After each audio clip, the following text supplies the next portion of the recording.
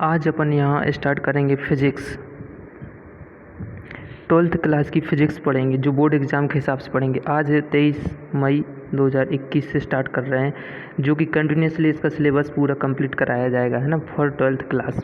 अच्छा, और इसमें अपन को फिज़िक्स, केमिस्ट्री और मैथ्स तीनों सब्जेक्ट की कराई जाएगी। ठीक है, तो नेक्स्ट स्टार्ट करते हैं अभी अपन फिज़िक्स का इलेक्ट्रोस्टैटिक चैप्टर। इलेक्ट्रोस्टैटिक में सबसे पहले आती है अपनी आवेश की बात आती है ना। किसकी बात आती है? आवेश। तो आवेश क्या होता है ना, तो जी अपनी एक प्रसिद्ध, इसको पढ़ लेते हैं थोड़ा सा, कि प्रसिद्ध वैज्ञानिक थेल्स ने बताया कि जब कांच की छड़ को रेशम के कपड़े से रगड़ा जाता है तो कांच की छड़ रगड़ने के बाद छोटे छोटे कणों या कागज़ के टुकड़ों को इत्यादि को चिपकना प्रारंभ कर देती है। घर्षण प्रक्रिया, है ना, के बाद पदार्थ सामान्य की तरह की तुलना में कुछ अलग व्यवहार प्रदर्शित करता है और पदार्थ के इस विशेष गुण को विद्युत आवेश नाम दिया गया है ना। तो समझ गए ना, जब किसी भी चीज़ को रगड़ा जाता है तो अपनी ओर आकर्षित करता है कुछ कुछ छोटे छोटे कणों को, है ना। अब पदार्थ द्वारा आवेश ग्रहण करने के पश्चात पदार्थ को आवेशित पदार्थ कहा जाता है ना। जैसे देख लेते हैं अपन, ये अपना घरेलू एग्जाम्पल है जी तीनों, है ना। इसमें जे अपनी गेट वाला है ना, झंझना जाते हैं जब अपन, और ये अपने जब गुब्बारे को, अपन बलून को अपने बालों से रगड़ते हैं और फिर छोटे छोटे कणों की धूल की कण इसमें चिपक जाते हैं तो ये आवेशित हो जाते हैं। तो अपने जी क्या हो जाते हैं? आवेशित। तो इस प्रकार से कंघी का होता है, जब कंघी करते हैं अपन फिर उसके बाद भी आकर्षित करता है, ये क्या है? विद्युत आवेशित हो जाते हैं, इसमें चार्ज आ जाता है घर्षण विधि द्वारा, है ना। तो ठीक है, इतना समझ गए आप। ये अपना नॉर्मल सा है विद्युत आवेश के बारे में, है ना। अब यहाँ क्या है, अपन विद्युत आवेश की इधर से अपन को पेन कॉपी ले लेना है, जो कि बोर्ड एग्जाम के लिए अपन को नोट करना है। मैं बताऊंगा क्या क्या इसमें से एग्जाम इंपॉर्टेंट रहेगा। सबसे पहले तो ये परिभाषा जो बोर्ड एग्जाम के लिए हिसाब से बहुत ज़रूरी है, क्या कि किसी आवेश किसी पदार्थ का वह गुण है जिसके कारण वह दूसरे पदार्थ आवेशों को प्रभावित करता है। आवेश दो प्रकार के होते हैं, धनात्मक और ऋणात्मक, और उसका मात्रक, ऐसा ही मात्रक कूलाम होता है ना। तो ये अपन को नोट कर लेना है कॉपी में, है ना। इधर से अपन नोट्स बनाते चलेंगे फॉर 12th क्लास, जिससे कि बार बार वीडियो ना देखना पड़े। एक बार वीडियो देखो, नोट्स बनाओ और बस फिर नोट्स से पढ़ना है अपन को, है ना। और इसमें आवेश के गुण भी नोट कर लेना है। तो ये एक क्वेश्चन है अपना। अब इसमें से पहला आवेश का गुण क्या है? समान आवेश एक दूसरे को प्रतिकर्षित, असमान आवेश एक दूसरे को आकर्षित करते हैं, है ना। तो इसको कैसे समझे? जैसे कि प्लस चार्ज और प्लस चार्ज रहेगा तो ये दूसरे को क्या करेगा? प्रतिकर्षित। इसी प्रकार से नेगेटिव चार्ज आएगा तो प्रतिकर्षित करेंगे, है ना। और यदि पॉजिटिव चार्ज आ गया और नेगेटिव चार्ज आएगा तो एक दूसरे को क्या करेंगे? आकर्षित करेंगे, है ना। आकर्षित मतलब चिपकेंगे एक दूसरे की साइड। यदि नेगेटिव पॉजिटिव आ गया तो ये दोनों भी चिपकेंगे, है ना। हाँ, तो समझ गए ना। इस प्रकार से समान आवेश ये दोनों, समान आवेश क्या करेंगे? प्रतिकर्षित, और ये दोनों असमान आवेश क्या करेंगे? आकर्षित। ठीक है। आवेश एक अदिश राशि है, ध्यान रखना है, ऑब्जेक्ट टाइप में पूछ लेंगे। और आवेश सदैव द्रव्यमान से बाध्य रहता है ना। और आवेश क्वांटीकृत होता है। आवेश अचर राशि और आवेश का इकाई जो है कूलाम है ना। हाँ, सी कूलाम है। ठीक है। तो नेक्स्ट यहाँ अपन आवेश के गुणों को थोड़ा विस्तार से समझ लेंगे। कुछ इंपॉर्टेंट गुण भी हैं, है ना, इनको अकेला समझना है। ठीक है। तो आवेश स्थानांतरणीय है, इस पॉइंट को समझेंगे। क्या? यदि एक आवेशित वस्तु को एक अनावेशित वस्तु के संपर्क में लाते हैं तो इलेक्ट्रॉन एक वस्तु से दूसरी वस्तु में स्थानांतरित हो जाते हैं और अनावेशित वस्तु आवेशित हो जाती है। सेम इसी प्रकार से, है ना। हाँ, कोई भी दो वस्तु, इस प्रकार की दो वस्तु, जैसे कि ए है और ए बी है ना। तो ए है आवेशित, मान ले पॉजिटिव चार्ज से, और ए है उदासीन, है ना। उदासीन मतलब कि न्यूट्रल, मतलब कि चार्ज नहीं है। तो जब दोनों को घिसा जाएगा, है ना, रगड़ा जाएगा, तो इस पे क्या होगा? इस पे पॉजिटिव, इस पे नेगेटिव आ जाएगा, है ना। ठीक है। तो इससे क्या होता है? दोनों वस्तुओं को जब रगड़ा जाता है, इसमें आवेश स्थानांतरित होता है, इससे आवेश इधर पहुंच जाएगा। और स्थानांतरित हमेशा ही इलेक्ट्रॉन होते हैं, नेगेटिव चार्ज स्थानांतरित हो जाता है ना, इलेक्ट्रॉन ट्रांसफ़र होते हैं। इससे इलेक्ट्रॉन इसमें चले जाएंगे तो इस पर नेगेटिव आ जाएगा और इस पर पॉजिटिव आ जाएगा। ठीक है। तो इस प्रकार से होता है। अब दूसरा क्या है? आवेश, दूसरा पॉइंट कह रहा है अपना कि आवेश सदैव द्रव्यमान से बाध्य रहता है ना। इसको समझो, अर्थात आवेश द्रव्यमान रहित नहीं हो सकता। आवेश का द्रव्यमान होगा, बहुत कम होता है लेकिन होता है इसका, है ना। यद्यपि द्रव्यमान आवेश रहित हो सकता है, द्रव्यमान का आवेश नहीं हो सकता, लेकिन आवेश का द्रव्यमान जरूर होगा, है ना। अब इसको देखो, तीसरा पॉइंट है आवेश संरक्षित है। तो देखो आवेश को ना तो नष्ट किया जा सकता है और ना ही उत्पन्न किया जा सकता है। उदाहरण के लिए यूरेनियम के रेडियोएक्टिव विघटन में होता है जैसा, है ना। इसका समीकरण वो अपन उसमें पढ़ेंगे नाभिकीय भौतिकी नाभिक में, है ना। ठीक है, तो नेक्स्ट देखते हैं। अब हाँ, इसी पे एक प्रश्न आ गया है। देखो जैसे कि प्रश्न क्या कह रहा है, जी प्रश्न पढ़ते हैं। जब कांच की छड़ को रेशम के टुकड़े से रगड़ते हैं तो दोनों पर आवेश आ जाता है। इसी प्रकार की परिघटना का वस्तुओं के अन्य युग्मों में भी प्रेक्षण किया जाता है। स्पष्ट कीजिए कि यह प्रेक्षण आवेश संरक्षण के नियम को सामंजस्य रखता है ना। तो सिद्ध करना ही आवेश संरक्षण का नियम है कि नहीं। सबसे इसका उत्तर जी लिखा अपन, उत्तर पढ़ लेंगे। क्या है?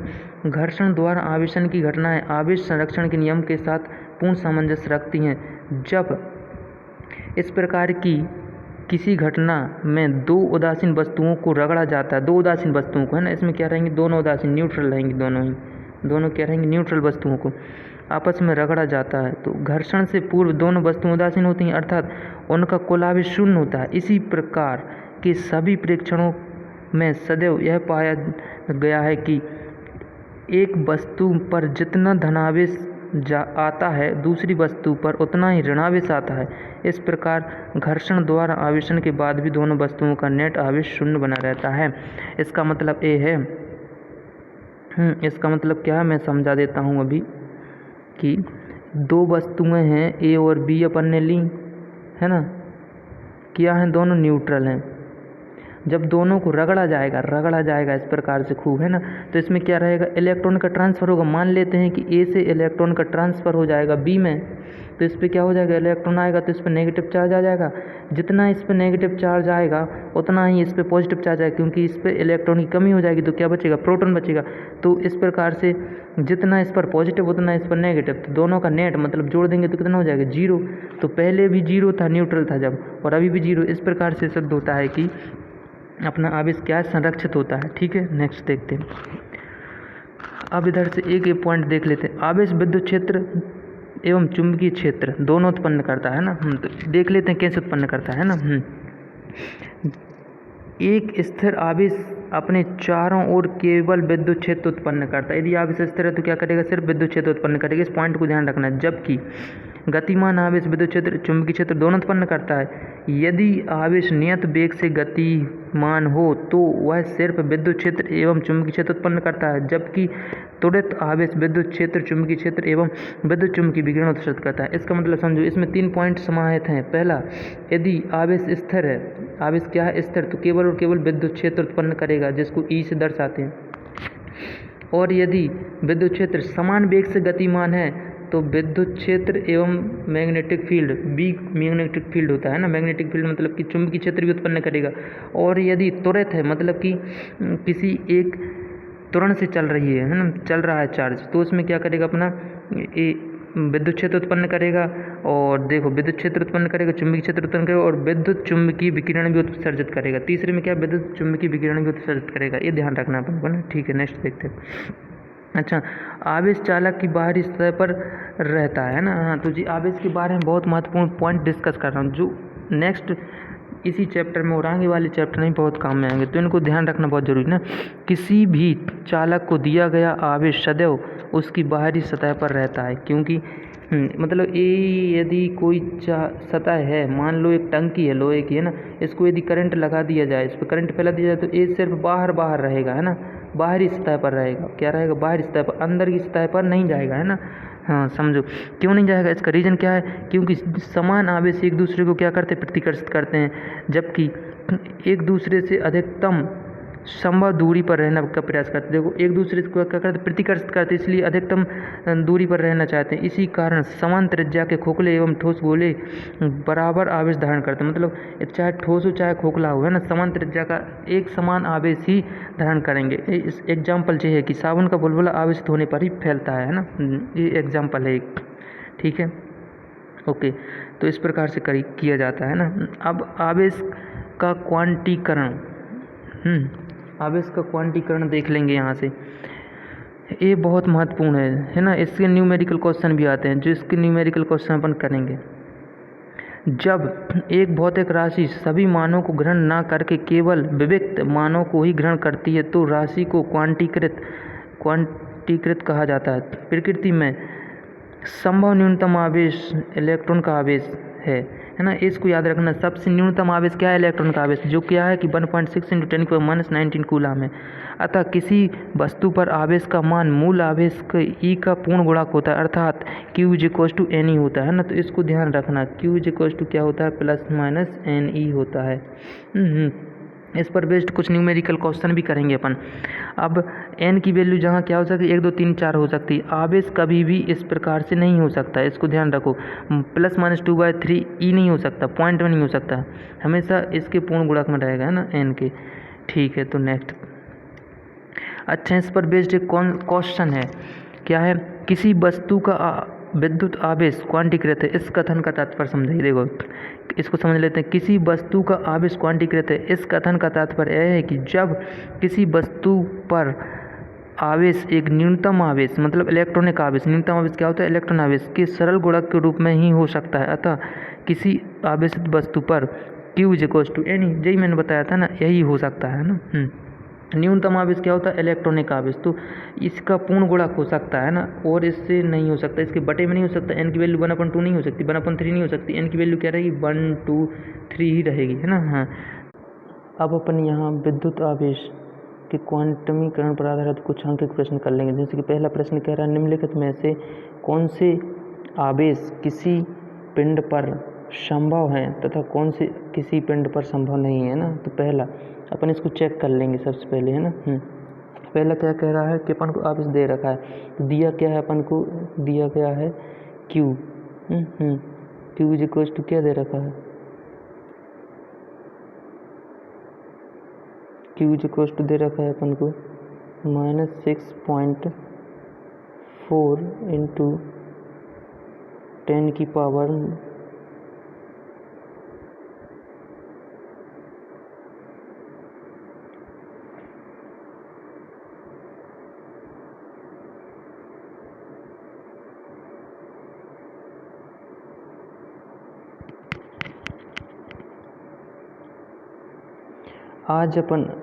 अब अपन स्टार्ट करेंगे विद्युत आवेश के क्वांटमीकरण पर को आधारित कुछ आंकिक प्रश्न। जैसे पहला प्रश्न कहता है, निम्नलिखित में से कौन से आवेश किसी पिंड पर संभव है तथा कौन से आवेश किसी पिंड पर संभव नहीं है ना। तो सबसे पहला वाला पॉइंट है ना, पहले में अपन को Q दे रखा है ना, तो अपन इधर पे लिख लेंगे Q = क्या दे रखा है कि -6.4 × 10⁻⁻18 कूलम।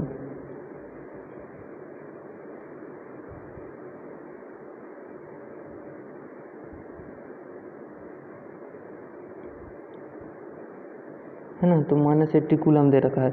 अपन को अब क्या करेंगे, अपन जानते हैं फॉर्मूला, Q = क्या लगाएंगे, Ne लगाएंगे, है ना। Q = Ne, E की वैल्यू पता है अपन को, 1-1.6 × 10⁻⁻⁻ क्या होती है, -19 होती है ना, 19 कूलम होती है।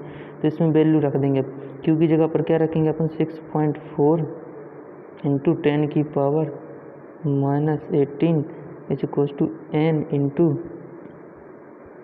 -1.6, सॉरी माइनस है ना, -1.6 10⁻⁻⁻19 है ना। हाँ, तो ठीक है, अब इसको आगे सॉल्व करते हैं। अंदर से क्या आ जाएगा अपना, N = आ जाएगा -6.4 × 10⁻⁻80 अपॉन में -1.6 × 10⁻⁻19 हो जाएगा, है ना। तो ठीक है, A माइनस से माइनस कट जाएगा और 16 चौको 64, 4 बार कट जाएगा और 1 कट जाएगा, तो इधर पे क्या बचेगा, 1 10 बचेगा, है ना। तो इधर से अपने जो वैल्यू आ जाएगी वो आ जाएगी N = 1/10⁻⁻1, है ना। हाँ, नहीं, ऊपर आएगा 4, है ना, 4, और इधर पर टोटल वैल्यू आ जाएगी अपनी 40, जो कि क्या है, एक पूर्णांक है। N क्या है, एक पूर्णांक है। आया पूर्णांक कि नहीं आया, है ना।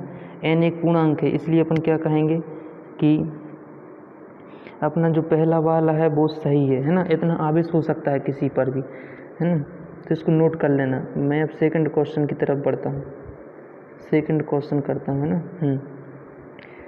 सेकंड क्वेश्चन को चेक कर लेता हूँ अब सेकंड में क्या कहता है कि नहीं।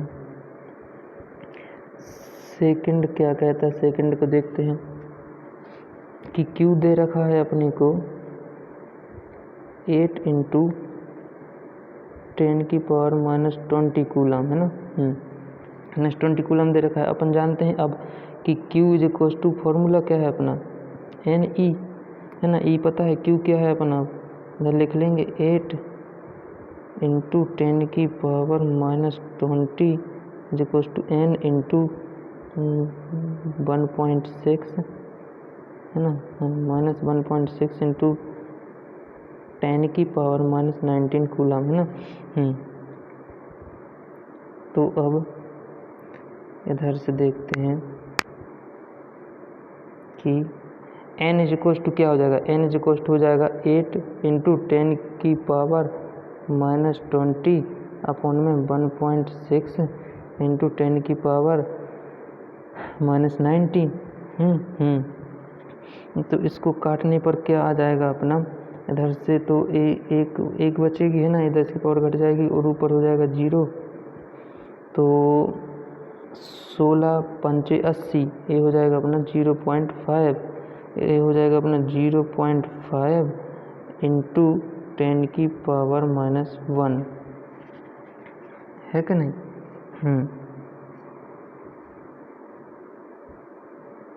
और अपॉन में क्या हो जाएगा 10⁻⁻1, तो ये हो जाएगा अपना 0.5, तो ये कट जाएगा और ये क्या हो जाएगा अपना पूर्णांक आ जाएगा, है ना। ये पूर्णांक आ जाएगा, पूर्णांक आ जाएगा मतलब कि ये अपूर्णांक है ना। अपूर्णांक है तो ये संभव नहीं है। तो अपन दूसरे पॉइंट को क्या कह देंगे कि ये पॉइंट संभव नहीं है। अब थर्ड को फोर्थ को आप लोग चेक करेंगे, है ना, आप लोग चेक करेंगे और कमेंट करके बताएंगे है संभव कि नहीं है। क्या कह रहा है अपना, किसी पिंड में कितने इलेक्ट्रॉन प्रवेश करा जाएं जिससे कि पिंड का आवेश 1 कूलम आवेश उत्पन्न हो जाए, है ना। तो अपन को दिया गया है, इधर लिख लेंगे, दिया गया है Q = -1 कूलम, 1 कूलम -1 कूलम अपन को। और E अपन जानते हैं वो तो होता है ना, कि -1.6 10⁻⁻19 कूलम, है ना। और अपन को N फाइंड करना है ना, कितने नंबर ऑफ इलेक्ट्रॉन फाइंड करना है, ठीक है। तो स्टार्ट करते हैं इधर से, फॉर्मूला लगाते हैं। हम जानते हैं कि Q = क्या होता है, N ही होता है ना। और Q दे रखा है 1 - 1 बराबर हो जाएगा अपना N × -1.6 10⁻⁻19 कूलम, है ना। तो इधर से अब क्या हो जाएगा, N = आ जाएगा -1/- this × 10⁻⁻19 कूलम। ये माइनस से माइनस कट जाएगा, है ना। तो अब इधर से अपन क्या देखेंगे कि N = जो वैल्यू आ जाएगी अपनी, वो आ जाएगी 0.625 × 10⁻⁹। इसको यहाँ से लिख लेंगे कि 6.25 × 10⁻18, है ना। तो नंबर ऑफ इलेक्ट्रॉन इतने होने चाहिए, कितने 6.25 × 10⁻18, जिससे कि आवेश का कूलम किसी वस्तु पर कितना आवेश आ सके, 1 कूलम आवेश आ सके, है ना। तो अब नेक्स्ट अपन देखेंगे आवेशन की विधियाँ। पहली है घर्षण, दूसरी है प्रेरण, तीसरी है चालन। घर्षण लगभग पढ़ चुके हैं, एक बार समझ लेंगे। प्रेरण और चालन देखेंगे, समझेंगे, है ना, नेक्स्ट लेक्चर में। लेक्चर नंबर 1 था, अब लेक्चर नंबर 2 में अपन इन तीनों को देखेंगे और कूलम्स लॉ देखेंगे, है ना। क्या देखेंगे अपन, कूलम लॉ के बारे में पढ़ेंगे लेक्चर नंबर 2 में, ठीक है। और क्वांटिनाइजेशन पर 1-2 न्यूमेरिकल और कर लेंगे, है ना। ठीक है, तो चैनल को सब्सक्राइब कर लेना, जिससे कि नेक्स्ट लेक्चर की वीडियो जैसे ही मैं अपलोड करूं और आप लोग को नोटिफिकेशन मिल जाए, ठीक है। Thank you.